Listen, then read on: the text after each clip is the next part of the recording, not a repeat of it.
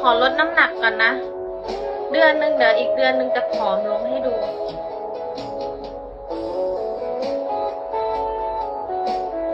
ขอบคุณค่ะ thank you ขอบคุณค่ะสองทางให้ฉันเลือกเดินสองคนให้ฉันเลือกเอาเลือกเธอก็ต้องตัดเขาเปมาสิ100ถั่วแลบลิ้นครั้งหนึ่ง100ถั่วแลบลิ้นครั้งเลือกใจดีโว้บอกหน่อยได้ไหมไม่ใช่ดิต้องกี่ถั่วนะเวลาเขาเล่นกันอ่ะ10ถั่วขอบคุณค่ะพี่เนมกินข้าวยังคะพี่เนม